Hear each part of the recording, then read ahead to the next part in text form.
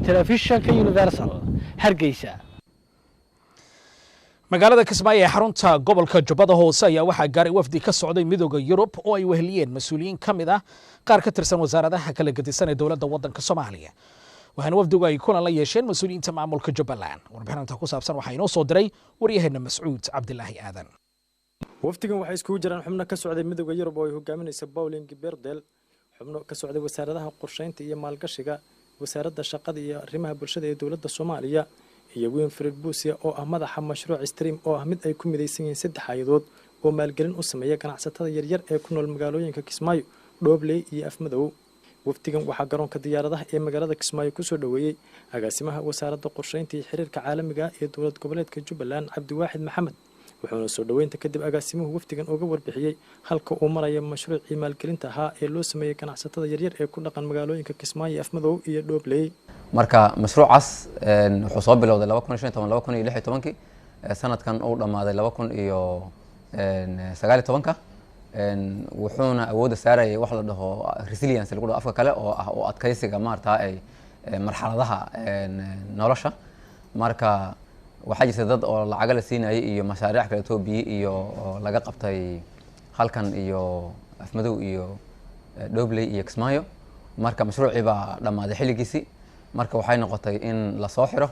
marka sidaas ay marka wafdigan u imaadeen. waxaan marka halkan wafdigan ku soo dhaweynayaa martida ayaga ah oo ka socota hay'adahaas aan xusay iyo midowga Yurub oo ka socoto Pauline maxaan ku radaa iyo hay'adaha aan sheegay iyo wasaaradda federaalka ah oo ka socda. kadibna maxaan ku radaa ay noo soo xirmi doonaa haddii la yiraahdo. aad iyo aad anoo ku hadlaya magaca Jubbaland oo matalahaya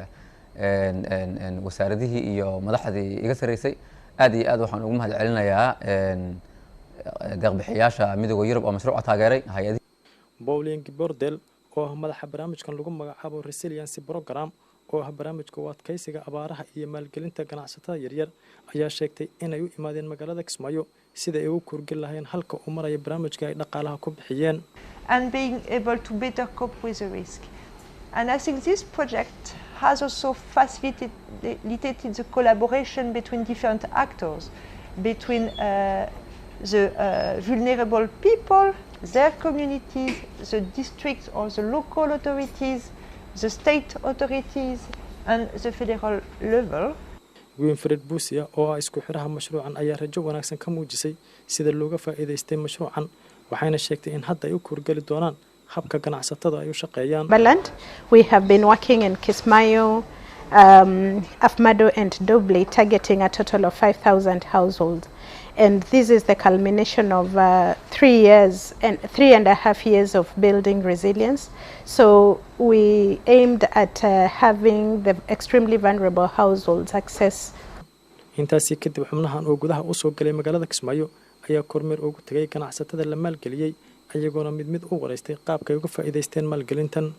qiimeynta mashruucan intii uu socday ganacsatada yaryar qaar ka mid ah iyo shirkadaha maalgelinta sameeyay ayaa soo bandhigay habka ay u maalgeliyaan dadka iyo sidoo kale sida ay uga faa'iideysteen dadka la maalgeliyay. Pauline Geberdel oo ku labisatay dharka hidaha iyo dhaqanka Soomaalida ayaa sheegtay in ay ku faraxsan tahay horumarka dhanka ganacsiga ay sameeyeen dadka maalgelinta loo sameeyay. And with the project which was providing some social assistance with lama qiyaasi karo farxadda ayna gelinayso inaan aragno ganacsatadii oo horumar wanaagsan dhanka ganacsiga ka sameeyay. waxaan u jeednaa ayagoo kambaniyo gaar ah ku midoobay oo samaysanaya ganacsigooda si ay u horumariyaan. waa wax wanaagsan waxa halkan aan ku aragnay maanta. Quite happy for the future, so I think it's very positive and I think it's a huge path forward and I hope we will be able to help even more people. Maxamed Ibrahim Ali Jayte madaxa mashruuca maalgelinta Saado ayaa ugu dambeyntii ka warbixiyay sida ay u soo xushaan dadka maalgelinta loo sameeyo. dadkii qayb ka mid inta aad soo aragteen waxaa loo abuuray ganacsiyo iyo maalgelin baa loo sameeyay. 46 group oo mid ka shaqo toban ka kooban yahay oo Rex Mayo yaa waxay leeyihiin maanta ganacsiyo yar oo ay noloshooda ku maareeyaan ayagoo markii hore ahaa dad aan la daala dhacay nolosha. dadku waxay awoodeen hadeertaan inay iska bixiyaan noloshoodii iskuulkii guriyii kiradoodii mashruucan ay wado wasaaradda qorsheynta iyo xiriirka caalamiga ee dowlad goboleedka Jubbaland iyo midda dowladda federaalka ee Soomaaliya ayaa loo gol leeyahay sidii ganacsatada yaryar ee ganacsiga sameynaysa loo caawin lahaa isla markaana loogu taageeri lahaa si ganacsigoodu u noqon lahaa mid sii jira isla markaana kor loogu qaadi lahaa Mas'uud Cabdullaahi Aadan TV Universal magaalada Kismaayo aad u mahadsan yahay wariyaheenna Mas'uud Cabdullaahi Aadan oo warbixintaas nooga soo diray magaalada Kismaayo magaalada Muqdisho ayaa lagu qabtay shir lagaga hadlaya dawooyinka loo isticmaalo bacriminta beeraha ku yaala gudaha waddanka Soomaaliya waxaana shirka ka qayb galay mas'uuliyiinta wasaaradda beeraha iyo kuwa maamul dowlad goboleedyada ka jira gudaha dalka warbixinta ku saabsan waxa inoo soo diray wariyaheenna Cabdicasiis Ibraahim Okey shirkan oo ay soo qaban qaabisay wasaaradda beeraha iyo waraabka xukuumadda federaalka ee Soomaaliya isla markaana ay ka qayb galeen xubno ka socday wasaaradaha beeraha dowlad goboleedyada iyo khubaro dhanka beeraha ayaa ahaa shir lagaga tashanayay sharciyada lagu xakameynayo dhibaatooyinka daawooyinka lagu bacrimiyo dalagyada beeraha Soomaaliya agaasimaha guud ee wasaaradda beeraha xukuumadda Soomaaliya Professor Maxamed Maxamuud ayaa TV-ga Universal ugu warbixiyay muhiimadda uu leeyahay wada tashigaasi 91 dowladda dhexe markay dhacdo waa shirka ugu muhiimsanay ee lagu qabto muxuu ahay ka hadalka looga hadlayo bacrinta beeraha lagu bacrimiyo iyo sumaha kuwaas muxuu ahay yani wadankii maadaama sharciyadii hore ee lagu ilaali jiray iyo dadkii tababarka u lahaa ilaali jiray ay meesha ka baxeen sharciyadii sumaha adduunka ka dhacay oo dhan maaragtay Soomaaliya la isaga soo daadiyo ha noqdaan waqti inta beeraleyda laftigooda wax buufinaysay sharciyadii la bari jiray wixii meesha ka baxeen oo maaragtay sunta markay buufiyaan saacaday soo goosanayaan qudradda iyo wax kale la gooynaayna cadeen mar sharcigan hadda wuxuu qeexayaa sidii loo soo celin lahaa shuruucdii hore xildhibaan Zakariya Maxamuud Xaaji Cabdi oo ka tirsan guddiga kheyraadka baarlamaanka federaalka ee Soomaaliya iyo Cabdi Axmed Baafo oo ah qabiir cilmiga beeraha ku takhasusay ayaa dhankooda ka hadlay Soomaaliya iyo dhibaatooyinka ay ku qabto daawooyinka lagu bacrimiyo beeraha iyo xaaladaha cuntada ee dalka iyo sida la isku waafajin karo sharciyada beeraha ee dhanka bacriminta ku saabsan adduunyada maanta sideeda guud ahaan waxa aad loo yareeyay ama aad looga soo horjeedaa isticmaalka sumaha waa laga soo horjeedaa oo waxa la arkay xiriir inuu ka dhaxeeyo caafimaad darrada iyo sumaha kan loo isticmaalayo beeraha loo isticmaalayo talaabada koowaadna marka waxay tahay wixii aan laga maarmeynin oo ay khasab nagu tahay inaan isticmaalno in sidii ugu habbooneed loo isticmaalo aniga nimaan ilmaadeernahay baa u dhintay wuxuu ahaa dadka beeraha buufiyo ahaa waagii dowladdu jirtay oo la oran jiray Cumar Maxamuud wuxuu u dhintay qalab la'aan bahashaas u qaadan jiray beertiisa ku buufin jiray kansar baa googooyay lama yaqaan marka inta victim oo muxuu ahaa sumahana ay dilaan ugu dambeyntiina wasiir ku-xigeenka wasaaradda beeraha iyo waraabka xukuumadda Soomaaliya Xaamud Cali Xasan ayaa furay shirkaasi lagaga tashanayay sharciyada beeraha Soomaaliya cidna oo looma sheegayo muhiimadda maanta aan iskugu nimidnay oo ah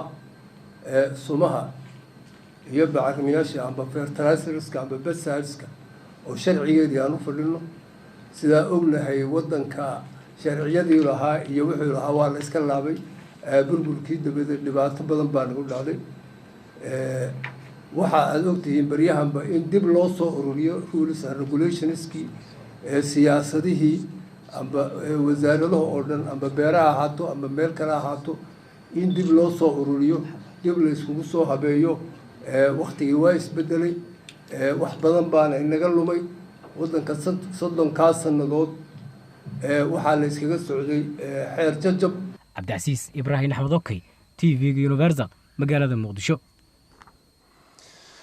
waayahay daawadayaal weli halkaad nagala socotaan waa telefishinka caalamiga Universal Studio-heena magaalada London magaalada Baydhabo ee xarunta gobolka Baay ayaa lagu qabtay xuska munaasabadda maalinta deegaanka adduunka oo ay ka qayb galeen xubno ka tirsan golaha wasiirada ee maamulka koonfur galbeed Soomaaliya warbixinta ku saabsan waxa inoo soo diray wariyaheenna Maxuudin Xusni wasiiro ka tirsan maamulka koonfur galbeed xildhibaano odayaasha dhaqanka maamulka degmada Baydhabo iyo boqolaal dadweyne ayaa ka qayb galay xuska maalinta deegaanka adduunka oo wasaaradda deegaanka dowlad goboleedka koonfur galbeed ay ku qabatay magaalada Baydhabo madax kala duwan oo munaasabada ka hadlay ayaa waxa ay aad uga hadleen dhibaatooyinka lagu hayo deegaanka iyo sida ay wasaaradda looga baahan yahay inay ilaaliso waxaana ugu horeyn goobta ka hadlay Professor Cabdiqaadir Abu wasiirka warfaafinta dawlad goboleedka Koonfur Galbeed Xasan Cabdi Maxamed iyo gudoomiye ku-xigeenka degmada Baydhabo ولين الحصاني مالتن سدد كي ورتي هذا لين شاقين مالتا هودا وسخايسن وادونك سوالي بروفيسور كورتي تكو هذا لا يسون شاقي ولي وها ولو ورشدو يمليه دي لكن ولا يوروب يورتي ايشي كوكوي هودا داري راسل لان كنترولو ملي وسجي هذا ديري كرو بايداونا مالمو هنوم بهرقب لشاقي لكويا ولا يوروب يورتي امريكا كوكوي نحن ديري أسيء شيء وليس لها والفضل هو كدوم ورشدور أيها صارها ديجان كإدلك إدتك ولا ديمقراطية جرا سؤالك عن مجرد بيدو برواق كجرت روض قوي بدوميها إلى فدي وان هذا ولا هذا بالشيء جنة سوسة المعن كنا كتوبر إيه ولا توسي حافظوا برشوا ولا نحقاد هذا إن معنا وسخنت إن كيران إن لا تقالنا هذا إن معناها وحنا هنا عليها هذه المواسخ خيسن ورشة مليني ورشدها الدنيا هذا بودر مرة وحلا يطيروا من النسوق قرد هذا معناها وحوي وحملها حدود مرة ونسوي ذي جالسة تنقل اللوكل كعمل وسكو سمينا يا نقصي بدن قسم كميل والبداية سنية وقت سوري سودان وإير بولوشن كيوي وعاد قصة قاطع معناها أنا جاز كيري تيجي كذا معنا جاز ستيشن معنا بترول قوليا لو كذا حافظها لو كذا معنا دكاننا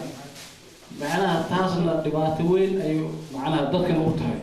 wasiirka wasaaradda bii'ada iyo duurjoogta dawlad goboleedka Koonfur Galbeed Cali Isxaaq Cumar ayaa goobta ka sheegay in ay tahay markii ugu horeysay oo Koonfur Galbeed laga xuso maalintan isla markaana wasaaradda ay tahay wasaaradaha maamulka madaxweyne Cabdicasiis Laftagareen uu ku soo daray wasiirka ayaa sheegay in qorshe cad ay ka leeyihiin ka hortagga dadka dhibka ku haya xaalufinta deegaanka wuxuuna ugu baaqay bulshada inay ka shaqeeyaan ka hortagga arrimaha dhibaatada ku keeni kara gudogdi waa maalinta dhulka environmental day marka maalintan wayba maalin eed xusudan mudumu on wayba hantirtay inay 1970 lamadii UN Assembly Conference inay meelahaayeen ansixiyeen barnaamijkan ununa meelahaayeen ununa adduunka baa kumadana markan saas dartiya inay unu xusno oo iska buraarajiyna oo meelahaay sidii deegaankan kaar garaya fadni oo meelaha in iska sheegna muhiimada annata deegaanada Koonfur Galbeed waxaa dhibaato ku haya gubidda dhuxusha taa oo deegaanka ka dhigaysa mid aan dhir lagu arag Muxuddin Xusni Universal TV Baydhabo mas-uuliyiinta guddiga madaxa bannaan ee doorashooyinka Jubbaland ayaa safar ku gaaray qaar ka mid ah deegaanada hoos yimaada maamulkaas waxayna sheegeen inay ka go'an tahay inay wada tashiyo iyo kulamo ay la yeeshaan qaybaha kala gedisan ee bulshada ku nool deegaanada hoos yimaada maamulka Jubbaland warbixinta ku saabsan waxay noo soo diray waryaheena Baashi wafdigan ballaaran uu hogaaminayo gudoomiyaha madaxa bannaan ee doorashooyinka iyo xuduudaha dowlad goboleedka Jubbaland ayaa maanta soo gaaray degmada Doolow ee gobolka Gado waxaana garoonka diyaaradaha ku soo dhaweeyay maamulka degmada iyo qaybaha kala duwan ee bulshada ku dhaqan degmada Doolow Soomaaliya soo dhaweynta kadib ayaa waxa warbaahinta la hadlay gudoomiyaha degmada Doolow Iidla Xasan Cabdullaahi waxa uu sheegay in ay ku faraxsan yihiin imaatinka wafdiga maanta soo gaaray degmada Doolow waxaan soo dhaweynaynaa guddiga doorashooyinka dowlad goboleedka Jubbaland gudoomiyaha Xamsa Cabdi Barre waxaan leeyahay soo dhawo Xamsa adiga raggaada kale iyo tiimkaada iyo soo dhawaada magaaladan Doolow Soomaali baa la magaceeda Doolow waa la laakiin magaceeda ta dhan Soomaali oo Doolow Soomaali baa soo dhawaada gacmo furan ku soo dhawaada bulsho in rabto ku soo dhawaada maamul in rabo ku soo dhawaada deegaan dawladdu inay dhisanto oo si wanaag ah ku dhisanto rabo ku soo dhawaada meel nabad ah oo saad rabtaan aad dhex maraysaan oo habeen iyo maalin saacadaad rabtaan aad soconaysaan kulliitu dad yaqaano oo tiimku ku jira saan qiyaasahayo xogogaal ah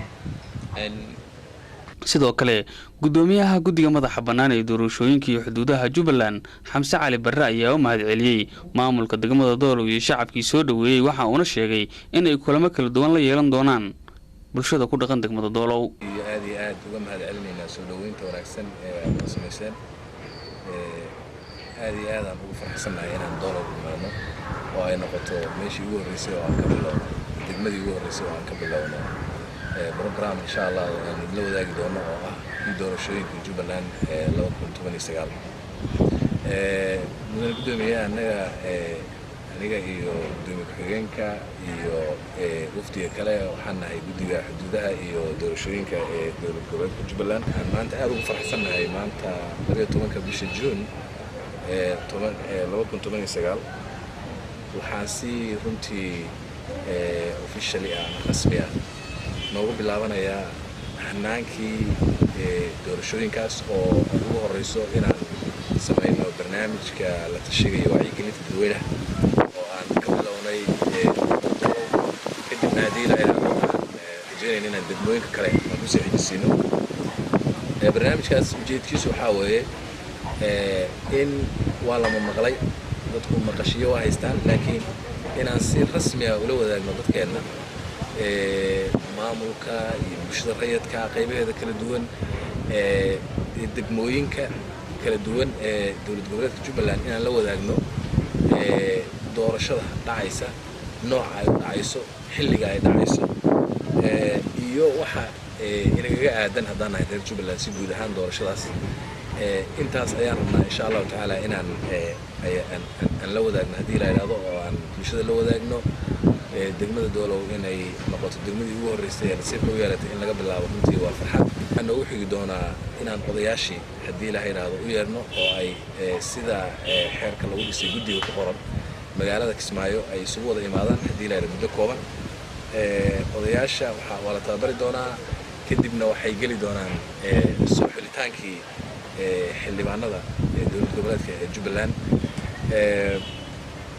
markii la soo xulanaa dee waxay noqonaysaa in la dhaariyo oo ay guddoonkii la doorto waxaana ku sii xigi doonaa in iyadana madaxweynihii Jubbaland la doorto baashi deeq macalin telefishinka Universal Nairobi wasaaradda dekedaha iyo gaadiidka dowladda waddanka Soomaaliya Maryan Aways Jaamac ayaa waraysi gaar ah siisa telefishinka Universal waxay kaga hadashay xiriirka kala dhaxeeya mas'uuliyiinta wasaaradda gaadiidka dowladda waddanka Djibouti warbixinta ku saabsan waxay noo soo koobaya wariyaheen Axmed Cabdikariin Maxamed wasiiradda gaadiidka ee dowladda federaalka Soomaaliya Maryan Aways Jaamac oo booqasho ku joogta waddanka Djibouti ayaa maanta kormeer ku tagtay qaar ka mid ah dekedaha waddanka Djibouti kadib kormeerkaasi ay wasiiraddu ku soo martay qaar ka mid ah dekedaha waddanka Djibouti ayay warbaahinta kula hadashay xarunta ay ka degan tahay magaalada Djibouti iyadoo faahfaahin dheeraad ka bixday safarkeeda iyo booqashada ay ku tagtay dekedaha waddanka Djibouti booqashadeena wuxuu ku saleysan yahay kulan wada shaqeyn wasaaradda gaadiidka iyo dekedaha Djibouti oo runtii wada hadal ay noo socdeen waxaan qorsheynaynay qaabkan u wada shaqeyn lahayn sidaad ogtihiin dekadihii Soomaaliya iyo horumarkeedii ayaan ka warramaynay marka wasaaradda dekedaha gaadiidka iyo dekedaha Djibouti waxay nagu casuumeen in aan booqasho ugu nimaadno ka wada hadalno ka wada munaaqashoono qaabkan isla jaan qaadi lahayn howlahan hor yaalla ku saabsan dhinaca dekedaha waxaynu saaka booqanay dhowr dekedood oo runtii aan ku aragnay horumar aad u wanaagsan oo warbixino badanna laga siiyey iyo qaabkay u wada shaqeeyaan runtii wasiirku wuxuu nooga warramay isbeddelka ama farqiga u dhaxeeya markii dekedahaasi ay maamuli jireen shirkado ajaanib ah iyo hadda oo runtii ay gacanta ay ku hayaan dad mas'uuliyiin ah oo Djibouti u dhashay oo runtii hawsheena ay runtii laabantay warbixino badan ay ka heleen warbaahinada ajaanibtan waxay u xaqiijiyeen runtii inay dekedaha Djibouti ay horumar badan sameynayaan taasoo runtii anaga naftirkeena in farxad gelisay dad Soomaaliya waxaan nahay jecel walaalahooda Djibouti horumarkaas inay sameeyaan sidoo kalena ay Ilaah ka baryeen in Soomaaliyana ay talaabada ay maanta gaareen annaguna inaynu gaarno arinta inta kaliya kuma ay koobneen wasiirku wuxuu ballan qaaday in ganacsatada Soomaaliyeed ay helaan fursado qaali ah oo ay ku keensan karaan badeecadahooda oo marka waxaa jirta maraakiibo badan oo ka imaanaya dhulal fogfog oo badeecadaha Soomaaliya ama wadamada Carabaha ay dhigaan kadibna dib loo soo raro taasina uu runtii bixiyay wasiirku ballan qaaday in fursado badan oo dhow oo maxaa la yiraahdaa ay ka faa'iideysan karaan ganacsatada Soomaaliyeed inay badeecadoodii ay ka dhoofsadaan taasna runtii anaga dhiirigelin badan ay noo tahay. Maryan Awas Jaamac wasiiradda gaadiidka dowladda federaalka Soomaaliya ayaa sheegtay inay wada shaqayn wanaagsan leeyihiin wasaaradda gaadiidka waddanka Jabuuti. Marna ma sahlanaanayso in wax walba ay saacado gudahooda ay ku hagaagaan, laakiin wasaaradda dekedaha waxay runtii ay ku dadaashay in la soo celiyo system wanaagsan oo u fududeyn kara ganacsatada Soomaaliyeed in ay ku degsadaan ama ay ku helaan badeecadahooda dekedaha Soomaaliya ka soo degaa, gaar ahaan dekeda Muqdisho oo runtii ah isha kaliya maanta Soomaaliya ay ku garabsato oo runtii lana qiimeyn karo hadda waqtigan la joogo in isbedel badan laga sameeyay dhinaca kororka dhaqaalaha ama wax soo saarkii ama imaatinka gaadiid badeedka kusoo xaadiraya dekedaha runtii aad u kobcay. runtii waxaan isleeyahay waa tallaabo loo baahnaa oo aan hore ugu soconayno. Axmed Cabdikariin Maxamed, Universal TV, Jabuuti.